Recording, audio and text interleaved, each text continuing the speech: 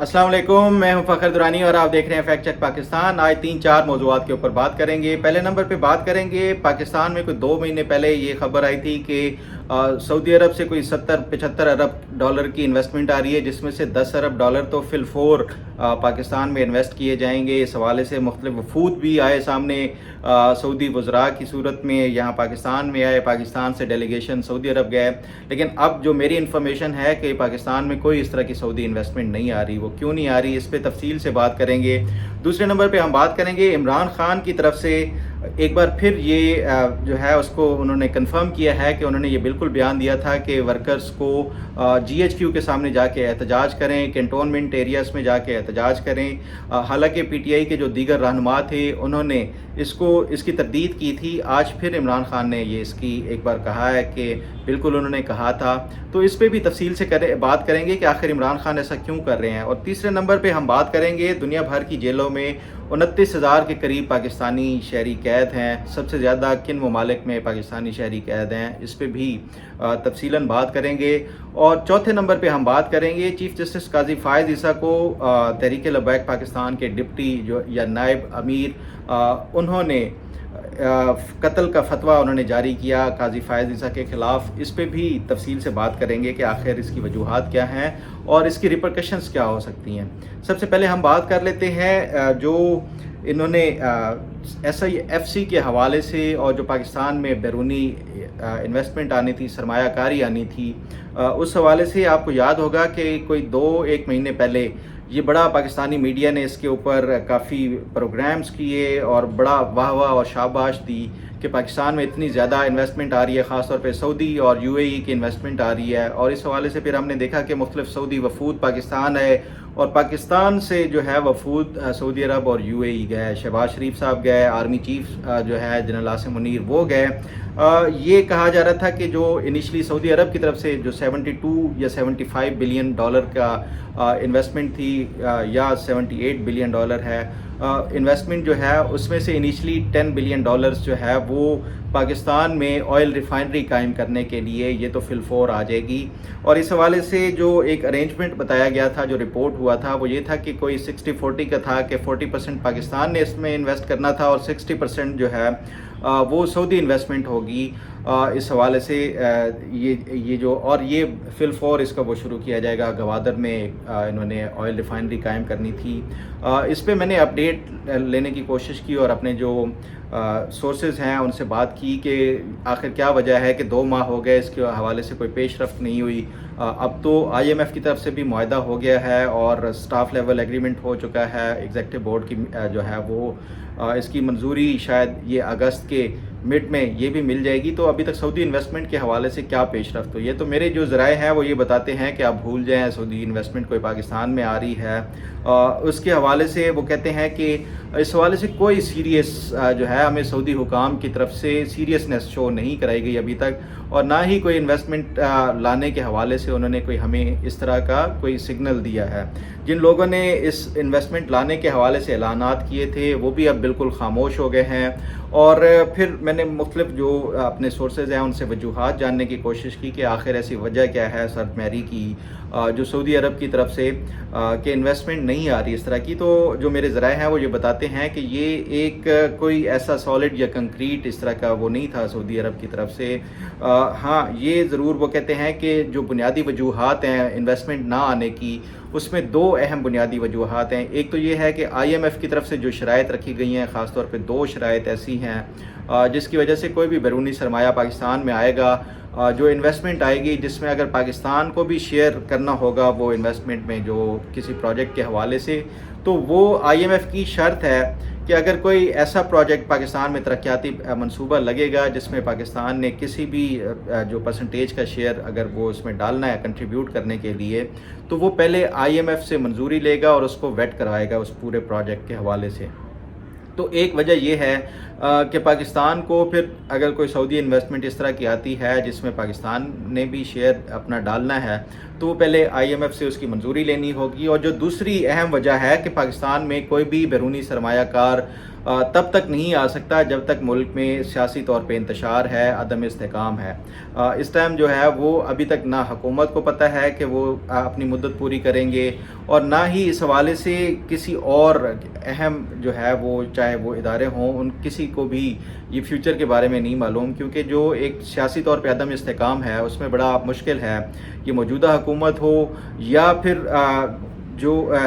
Even SIFC ہو یا army chief ہو، ان کے لیے قائل کرنا بیرونی سرمایہ کاروں کو کہ وہ پاکستان میں آ کے انویسٹمنٹ کریں۔ حالانکہ اس حوالے سے ہم نے دیکھا کہ SIFC جب یہ قائم کی گئی، یہ تمام تر جو متعلقہ وزارتیں ہیں ان میں ڈیسک قائم کیے گئے تاکہ جو سرمایہ کار ہوں ان کو سہولت پہنچائی جائے اور ون ونڈو آپریشن ہو، آسان ترین جو کاروبار کی رجسٹریشن ہے وہ ممکن ہو سکے۔ اس کے باوجود بھی ابھی تک کوئی SIFC کی طرف سے اس طرح کی سرمایہ کاری وہ لانے میں کامیاب نہیں ہو سکا۔ تو یہ جو سعودی انویسٹمنٹ کے حوالے سے باتیں چل رہی تھی یا UAE کی طرف سے یہ جو باتیں چل رہی تھی، فی الحال اس کو نہ ہی سمجھا جائے۔ اس پہ مزید کوئی اپڈیٹ یا انفارمیشن ہوئی تو وہ آپ کے ساتھ ضرور شیئر کروں گا۔ اب بات کر لیتے ہیں عمران خان نے GHQ کے سامنے جو انہوں نے احتجاج کی کال کا کچھ چند دن پہلے یا ایک ہفتہ پہلے بیان دیا تھا، اس کے بعد پھر PTI آپ نے دیکھا کہ جو اسد قیصر تھے یا جو دیگر PTI کے رہنما تھے انہوں نے کہا تھا سرے سے ہی کہ عمران خان نے ایسا بیان ہی نہیں دیا اور یہ میڈیا نے اس کو مس رپورٹ کیا ہے، ایسی کوئی بات نہیں ہوئی۔ آج پھر جو عمران خان نے کل یہ میڈیا سے بات کرتے ہوئے انہوں نے کہا کہ انہوں نے بالکل کہا تھا کہ GHQ کے سامنے اور کنٹونمنٹ ایریاز کے سامنے آپ نے احتجاج کرنا ہے۔ ظاہری بات ہے وہ کہتے ہیں کہ مجھے اگر گرفتار FC والے یا رینجرز والے یا فوج والے کریں گے تو انہوں نے میرے جو ورکرز ہیں انہوں نے جا کے احتجاج GHQ کے سامنے یا کنٹونمنٹ ایریاز میں ہی کرنا تھا، وہ کسی پولیس تھانے کے سامنے تو جا کے احتجاج نہیں کر سکتے تھے۔ ہاں اگر وہ پولیس نے ان کو گرفتار کیا ہوتا تو پھر وہ پولیس تھانوں کے سامنے یا جو ہے وہ یہ پارلیمنٹ کے سامنے یا اس طرح کے جو ہے وہ ان کے سامنے جا کے احتجاج کرتے۔ تو اس حوالے سے یہ ایک آپ لوگوں کے بھی ذہن میں ہوگا کہ آخر یہ عمران خان اس طرح کا کیوں بیان دے رہے ہیں، حالانکہ یہ ان کے لیے بڑے سیریس قسم کے کانسیکوینسز ہو سکتے ہیں جب یہ 9 مئی کا مقدمہ ٹرائل فیز میں جائے گا۔ تو جو میں جتنا عمران خان کو اور ان کی سیاست کو سمجھا ہوں، عمران خان یہ جانتے ہیں کہ پاکستان میں اس ٹائم جو ہے اینٹی اسٹیبلشمنٹ بیانیہ سب سے زیادہ چلتا ہے اور بکتا ہے، اور جو اس ٹائم ان کی سیاسی جماعت کے حالات ہیں، آپس میں گروہ بندیاں ہیں، ان کے جو لیڈران ہیں وہ آپس میں اختیارات کی جنگ میں ایک دوسرے کی لیگ پولنگ کرتے ہیں، ہر ایک کا اپنا اپنا ایک گروپ بنا ہوا ہے PTI کے اندر۔ تو اس صورتحال میں جب وہ خود جیل میں قید ہوں، پارٹی آپس میں لڑ رہی ہو، ورکرز ان کے ڈر سے باہر نہ نکلتے ہوں احتجاج کے لیے کہ پھر اگر گرفتار ہو گئے تو ان کی ضمانتیں کون کرائے گا، جب پارٹی کا اپنا جو سینٹرل سیکریٹریٹ ہے وہ بند ہو چکا ہو، ان کے جو وہاں پہ اسکیلیٹن سٹاف ہو یا باقی جو پارٹی کے عہدیدار ہوں وہ گرفتار ہو چکے ہوں، تو اس صورت میں اگر وہ خاموش ہو جاتے ہیں اور یہ اینٹی اسٹیبلشمنٹ بیانیہ بھی نہیں وہ کرتے تو پھر عوام ان کو بھول جائے گی۔ تو یہی وہ صورت ہے، وہ کہتے ہیں جو میں سمجھتا ہوں عمران خان کو کہ اگر خود کو زندہ رکھنا ہے سیاست میں اور جو اپنی ایک انہوں نے ایک اپنی پاپولیرٹی کو گین کیا ہوا ہے اس کو مینٹین کرنا ہے، تو اس کے لیے یہ اینٹی اسٹیبلشمنٹ بیانیہ ان کو ہر حال میں اور ہر صورت میں جاری رکھنا ہوگا۔ میں یہ سمجھتا ہوں کہ یہی وہ وجہ ہے عمران خان نے یہ جو GHQ والا بیان دیا ہے کہ وہ اپنی ایک جو سیاست ہے اور جو پاپولیرٹی ہے اس کو زندہ رکھ سکیں، ورنہ جو توڑ پھوڑ کا شکار پارٹی ہے تو ان کے لیے بڑا مشکل ہو جائے گا، خاص طور میں جیل میں بیٹھ کے پارٹی کو اس طرح سنبھالنا، چاہے ورکرز آپ کے ساتھ کتنا بھی کمیٹڈ اور ڈیڈیکیٹڈ ہو، سپورٹر جتنا بھی کمیٹڈ ہو، اگر وہ آن گراؤنڈ وہ جو سپورٹ ہے وہ نہیں ہوگی تو پھر لیڈر کے لیے وہ بڑے مسائل اور مشکلات پیدا ہو جاتی ہیں۔ تو اس وجہ سے میں سمجھتا ہوں عمران خان نے یہ جو ایک GHQ کے سامنے جو احتجاج کا وہ انہوں نے بیان دیا ہے۔ بہرحال اس پہ بھی مزید جو اپڈیٹ ہوگی وہ آپ کے ساتھ ضرور شیئر کروں گا۔ اب بات کر لیتے ہیں جو پاکستان کے جو شہری ہیں دنیا بھر میں مختلف ممالک کی جیلوں میں بند ہیں، وہ ٹوٹل کوئی 29,000 کے قریب ہیں۔ کل سینٹ کی قائمہ کمیٹی برائے خارجہ امور، اس میں یہ بریفنگ دی گئی ہے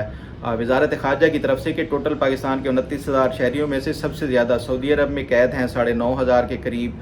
دوسرے نمبر پہ UAE میں ہے۔ جو مڈل ایسٹرن کنٹریز ہیں، سب سے زیادہ تعداد پاکستانیوں کی ان ممالک میں ہے، اور اس کی وجوہات ایک تو ان کے جو سخت قوانین ہیں، پھر جو پاکستانیوں کی طرف سے وہاں پہ جا کے جو مختلف فراڈز ہیں۔ آپ نے دیکھا کہ UAE نے پاکستان کے ویزوں کے اوپر پابندی لگا دی، خاص طور پہ جو لیبر کلاس کا جو ویزا ہے وہ بند کر دیا ہے۔ انہوں نے اسکلڈ ورکرز یا ڈگری ہولڈر جو ورکرز ہے اس کی تو جو ویزا ہے وہ بند نہیں کیا، لیکن جو ایک لیبر کلاس کے بند کر دیے ہیں۔ سعودی عرب میں بھی اس طرح کی بات چل رہی ہے کہ سختی کی جائے گی۔ تو اس صورتحال میں جو ہم پاکستانیوں کا یہ فرض بنتا ہے کہ بطور ایک پاکستانی شہری کے ہمیں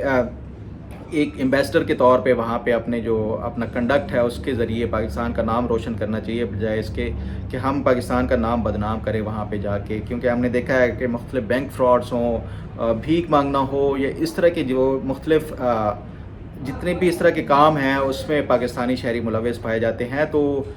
اس حوالے سے پاکستان کے جو خاص طور پہ حکومت ہے وہ بھی ان کو بھی تربیت کرنی چاہیے، جو باہر جا رہے ہوں اس سے پہلے ایک باقاعدہ ٹریننگ، اور جس ملک جا رہے ہیں ان کے پورے کلچر کے حوالے سے اور ان کے قوانین کے حوالے سے آپ کو باقاعدہ تربیت دینی چاہیے جو ورکرز ہوں اس حوالے سے۔ بہرحال اس پہ بھی جو مزید انفارمیشن اور اپڈیٹ ہوئی آپ کے ساتھ ضرور شیئر کروں گا۔ بات کر لیتے ہیں چیف جسٹس قاضی فائز عیسیٰ کو کل تحریک لبیک پاکستان کے جو نائب امیر ہیں انہوں نے دھمکی دی اور یہ کہا کہ وہ جو قاضی فائز عیسیٰ کا سر اڑائے گا اس کو ان کے ہیڈ منی رکھی کہ وہ اتنا ان کو پیسہ دیں گے یا انعام کے طور پہ دیں گے، اور اس کی وجہ جو قاضی فائز عیسیٰ کی سربراہی میں سپریم کورٹ کے بینچ نے ایک فیصلہ دیا اس کی بنیاد کے اوپر کہا گیا۔ تو اس کے بعد ہم نے دیکھا کہ ریاست جو ہے وہ پوری حرکت میں آئی، اور نہ صرف وہ جو ظہیر الحسن صاحب ہیں جو نائب امیر ہیں تحریک لبیک پاکستان کے، ان کو گرفتار کیا گیا، بلکہ اس حوالے سے باقاعدہ طور پہ علماء کرام کا بھی جو ہے حکومت کی طرف سے یہ ایک پورا فتویٰ دیا گیا کہ کسی کی جان لینے کے حوالے سے کوئی اس طرح وہ نہیں اناؤنس کر سکتا ہے ہیڈ منی کے حوالے سے۔ تو اس پہ اگر ہم دیکھا جائے، دیکھیں جو پاکستان ہو یا اسلامی ریاست کوئی بھی ہو، تو اسلامی ریاست کا ایک بنیادی اصول یہ ہوتا ہے کہ اگر کوئی قاضی یا جج کوئی فیصلہ دیتا ہے تو اس کو ختم کرنے کا یا اس کے اوپر عمل درآمد کرنے یا نہ کرنے کا جو فیصلہ ہے وہ ریاست کرتی ہے، یا اس کا سربراہ، یا جو اگر ہم اسلامی ریاست کی بات کریں تو اس کا خلیفہ یہ فیصلہ کرتا ہے، اس کو رد بھی کر سکتا ہے اس فیصلے کو، یا اس کو ایکسیپٹ بھی کر سکتا ہے۔ یہ کسی شہری اسلامی ریاست میں کوئی شہری اس طرح قاضی کا جو فیصلہ ہوتا ہے اس کو رد نہیں کر سکتا۔